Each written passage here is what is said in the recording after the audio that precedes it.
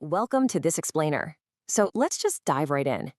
Today, I kind of want you to imagine we're sitting around a warm campfire under a vast star-filled sky. We're going to trace a golden thread, so to speak, a really magnificent traveling art form that has journeyed across entire empires, survived the incredibly harsh elements of the desert, and literally woven its way into the fabric of human history. This is the amazing story of Bikaner's Usta Kala.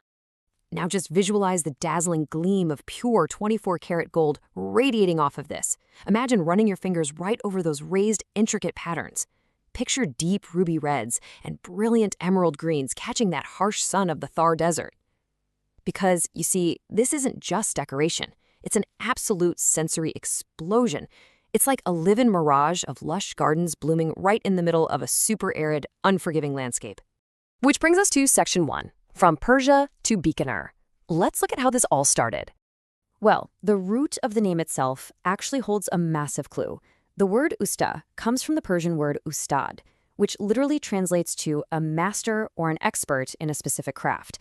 And that tells us exactly where our story begins. The ustas were this community of master artists originally hailing all the way from Persia and modern-day Pakistan. Their incredible talents totally caught the eye of the Mughal emperors, and so they migrated over to the imperial courts, bringing their signature golden touch right to the palaces of India. And man, this art has been on one epic historical journey. Back in the late 16th century, under Mughal Emperor Akbar, a general named Raja Rai Singh was so captivated by these artists that he literally brought 7 master ustas over to Bikaner. They started out by painting the grand walls and ceilings of the Junagarh fort. But, the art didn't just stay put. By the mid-19th century, it shifted from those immovable palace walls onto traveling camel hide. In 1975, it almost faced extinction before a massive revival effort kicked in. And just recently, in August 2023, it successfully fought for and won modern legal recognition.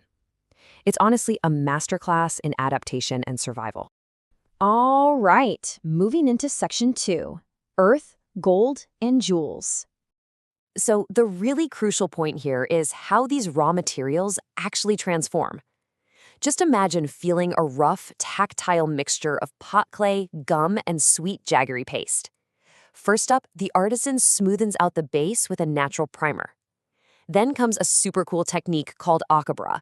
That's basically tracing the design by rubbing coal powder through tiny pinholes in a paper template. Next is the absolute magic of embossing, where they use that clay paste to literally build the design upward, giving it texture. Once that hardens up, they lay down actual 24-karat gold foil right over the raised patterns. And finally, they use a tiny squirrel hair brush to paint incredibly fine lines. This is the siyahi technique. You're basically watching the literal earth turn into a priceless treasure. To really grasp this, we need to distinguish between 2 magical techniques these masters use, nakashi and manodi. Now, nakashi is absolutely breathtaking, for sure, but it is unembossed, so it's a flat gesso painting technique. Manodi, on the other hand, is the real game changer that gives Usta artwork its signature 3-dimensional lift. It is that high-relief embossed pattern that's raised right up from the surface, just waiting to be layered with gold. Just look closely at this vibrant border. Do you see those vivid carmine flowers and the deep sapphire blues? It is a stark, almost unbelievable contrast to the barren, sandy landscape of Bikaner. Historically, the artisans used natural vegetable and mineral dyes, things like indigo for blue and red arsenic for orange. It creates this incredibly lush visual oasis that you can literally hold in your hands.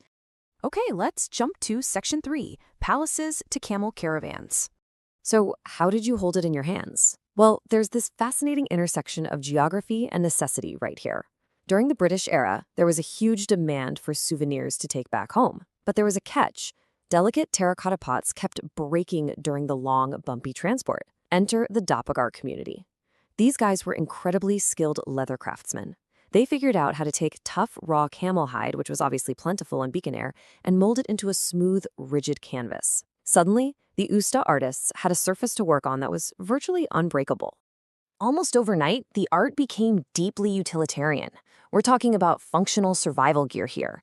They made things like kupi, which were unbreakable camel hide water bottles that were absolutely essential for surviving the desert. They decorated horse and camel saddles. They even made powder flasks for weapons that were cleverly shaped like camel stomachs. The art survived simply because it seamlessly wove itself into the daily utility of the desert caravan. It was built to withstand the jarring, swaying movements of travel. And that brings us to Section 4, Masters of the Craft. Now, I want us to take a serious pause right here, because despite all the grandeur of the gold and the rich history we've just discussed, this is a very, very fragile legacy. Today, there are fewer than 70 artisans actively practicing Usta Kala. Yeah, less than 70. The incredibly demanding nature of the work, the high cost of the materials, and honestly just the lure of modern, faster professions have brought this magnificent craft to the very brink of extinction. Yet there is hope, and it's deeply rooted in the dedication of absolute masters, like Padma Shri Hassam Adin Usta. By the mid-20th century, he was one of the very last formally trained visionaries who truly understood the proprietary secrets of this art form. Completely unwilling to let that golden thread snap, he established a training center with government support back in 1975. He officially passed the torch to his grandson and a handful of others, single-handedly rescuing the craft from becoming nothing more than a memory in a museum. Which moves our story out of the history books and firmly into the present day. Section 5, Securing a Golden Future. The year 2023. This was an absolutely massive milestone for the Ustati community, because this was the year the art form finally received its Geographical Indication, or GI tag. So, why does a legal term like a geographical indication matter for our campfire tale? Well, this GI tag acts as a modern-day legal shield. It basically prevents cheap industrial fakes from being passed off as authentic Usta art. It guarantees to buyers around the world that what they are holding is made with real, genuine 24-karat gold by a true artisan over in Bikaner. It significantly boosts international marketability, ensuring that these incredible artists can actually make a living wage. And ultimately, it ensures that the cultural legacy of Bikaner is preserved and respected on a global scale.